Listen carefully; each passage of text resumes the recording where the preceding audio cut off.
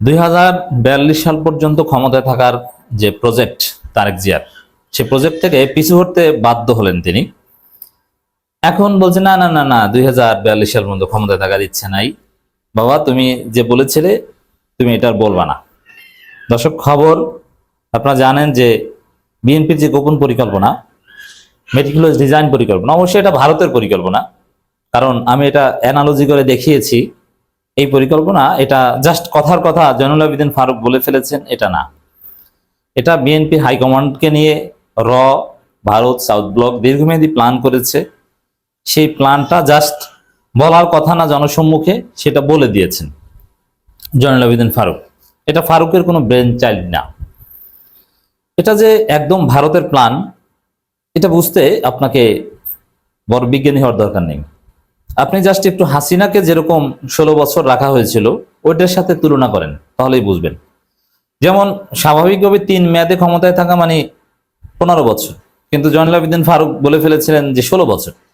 এবং হাসিনাও ছিল 16 বছর, এবং তারেক রহমানও থাকতে চায় 16 বছর 2042 সাল পর্যন্ত। এবং হাসিনারও পতন হয়েছিল জোর সালে, আর তারেক রহমানেরও পতন হবে সেই 42 সাল মানে জোর সালে। এবং হাসিনাও ক্ষমতা এসেছিল জোর সালে 2008 সালে, আর তারেক রহমানও ক্ষমতা এসেছিল জোর সালে 2026 সালে। এবং 15 বছরে 1 বছর বেশি, এও 15 বছরে 1 বছর বেশি।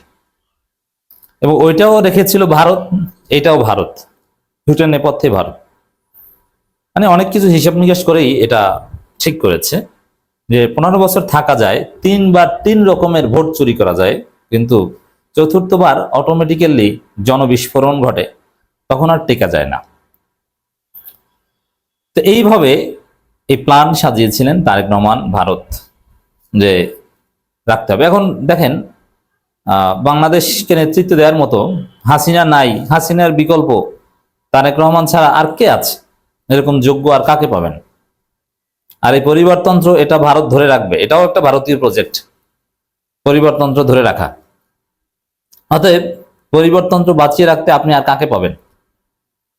ওই জিয়া পরিবার, শেখ পরিবার। হ্যাঁ, একটা পর্যায়ে যদি পুতুল কিংবা জয় তারেক রহমানের মতো সংগ্রাম করে নিজেকে প্রতিষ্ঠিত করতে পারে, তখন আবার 2042 সালের পর তাকে নিয়ে ভাববে। কিন্তু আপাতত ভারতের ভাবনা মূলত এই 2 পরিবার নিয়ে। তার মধ্যে এক পরিবার এখন আপাতত রেস্টে ধংসা, আর এক পরিবারকে 42 সাল পর্যন্ত রাখা যাবে। এবং হিসাবটা দেখেন, হাসিনার যখন পতন হয় 2024 সালের 5 আগস্ট, তখন তার বয়স 76 বছর ছিল। আর তারেক রহমান 42 সাল পর্যন্ত ক্ষমতায় থেকে যদি যখন তার পতন হবে, তখন তার বয়স হবে 76 বছর। তার মানে অতি সূক্ষ্মভাবেই এই সমস্ত প্ল্যানের নেপথ্যে যে ভারত, এটা বোঝা যাচ্ছে, এতে কোনো সন্দেহ সংশয় নেই।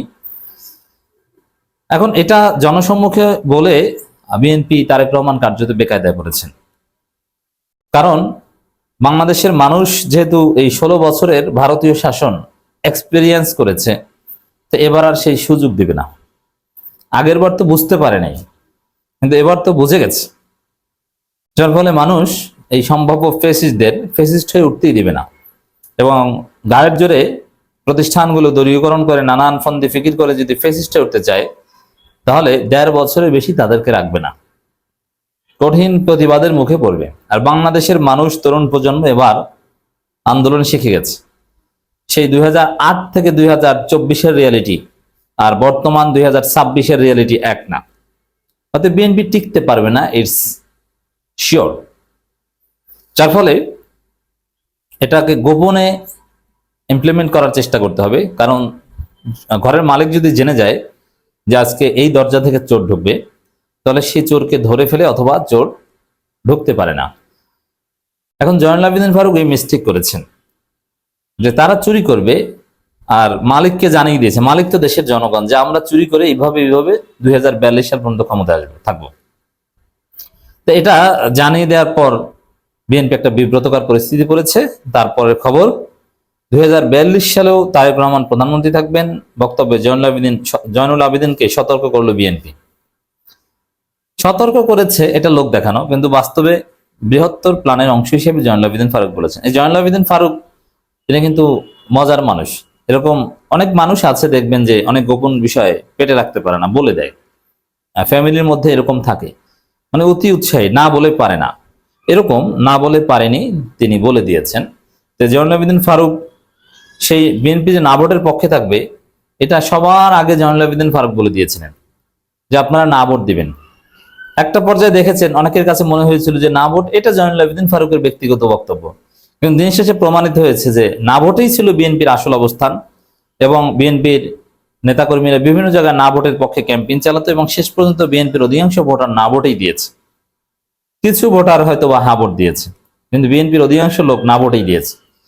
অতএব এই যে বিএনপি যে না ভোট দিবে, এটা সবার আগে বলেছিলেন এই জয়নুল আবেদিন ফারুক। অতএব তিনি যে বলেন এটা যে বিএনপির স্ট্যান্স বা ভারত বিএনপিকে যা শিখায়, ওটা যে জেনে বলেন, এতে কোনো সন্দেহ নেই। এখানে হয়তোবা যে ভারতের অ্যাসাইনমেন্ট গ্রহণ করবে বিএনপির পক্ষ থেকে কে কে, এতে একটা কমিটি আছে। বরকতুল্লাহ বুলু একজন, জয়নুল আবেদিন ফারুক একজন, এরকম কয়েকজন চেয়ারপারসন উপদেষ্টাকে চেয়ারপারসন দায়িত্ব দিয়েছেন যে ভারতের অ্যাসাইনমেন্টগুলো তোমরা গ্রহণ করবা। সেই অ্যাসাইনমেন্টগুলো যাচাই বাছাইয়ের কারণে তারা এটা জানে, আর অন্য কেউ বলে না, কিন্তু ফারুক সাহেব মুখ ফসকে বলে ফেলেন। এই ফারুক সাহেবের আবার কপাল খারাপ, তার অনেক কিছু গোপন থাকে না। যেমন এক প্রবাসীর স্ত্রীর সাথে তিনি পরকীয়া করেন এবং তার সাথে সেক্সুয়াল ইন্টারকোর্সও করেন, ওটা আবার তিনি ফোনে বলেন এবং সেটা ফাঁস হয়ে যায়। অতএব তার কপাল খারাপ। হোয়াটএভার। দর্শক, 2042 সাল পর্যন্ত তারেক রহমান প্রধানমন্ত্রী থাকবেন এমন বক্তব্য দেওয়ার পর দলের চেয়ারম্যানের উপদেষ্টা ও সংসদ সদস্য জয়নুল আবেদিন ফারুককে সতর্ক করেছে বিএনপি। কেন্দ্রীয় দপ্তর সূত্রে এই তথ্য নিশ্চিত করেছে। এটা জনগণকে বা সাংবাদিকদেরকে ভুল বোঝানো, মানে এই যে দেখো আমরা শোকজ করেছি বা সতর্ক করেছি, আসলে এটা কিছুই না, এটা লোক দেখানো। বাস্তবে হচ্ছে এইসব সতর্ক টতর্ক এগুলোতে কিছু আসে যায় না। এগুলো সতর্কতা, এটা কোনো শাস্তি না। মানে গোপন কথা বলেছে কেন, একটু সতর্ক করে দিয়েছে, কিন্তু ঘটনা যে মিথ্যা তা কিন্তু বলে নাই, যে না না এরকম কোনো প্ল্যান নাই, ওইটা কিন্তু জোরালো ভয় বলতে পারেনি। এখানে আরেকটা প্ল্যান আছে, এটাও বলে দিই। ভারত এটা বিএনপির মাধ্যমে করাতে চায় যে একটা পর্যায়ে একবার দুইবার ভোট চুরি করার পর যখন দেখা যাবে যে না আর পারবে না, তখন প্রেসিডেন্সিয়াল ফর্মে যাওয়ার পরামর্শ দিবে। মানে হাসিনার আমলে তো বিনা ভোট, রাতের ভোট, দামি, এভাবে 3 টার্ম ছিল। এবার বিনা ভোট, রাতের ভোট, দামি না, এবার হবে একবার প্রাইম মিনিস্টার সিস্টেমে, একবার প্রেসিডেন্সিয়াল ফর্মে, এইভাবে ওইভাবে নানানভাবে ছলচাতুরি করে 42 সাল পর্যন্ত থাকো। তো দর্শক, সতর্ক করেছে ঠিক আছে, কিন্তু বিএনপি সরাসরি স্পষ্টভাবে একথা বলেন নাই যে না না 42-43 এগুলো কিচ্ছু না, আমরা ক্ষমতায় থাকবো 42 সাল পর্যন্ত, এরকম কোনো প্ল্যান ট্যান নাই। জনগণ ভোট দিলে থাকবো, থাকবো না, 5 বছর পর তত্ত্বাবধায়ক সরকার দিলে নিরপেক্ষ নির্বাচন হবে, আমরা তাতে কোনো হস্তক্ষেপ করব না, এরকম জোরালো কোনো ঘোষণা দেওয়ার সাহস বিএনপি পায়নি।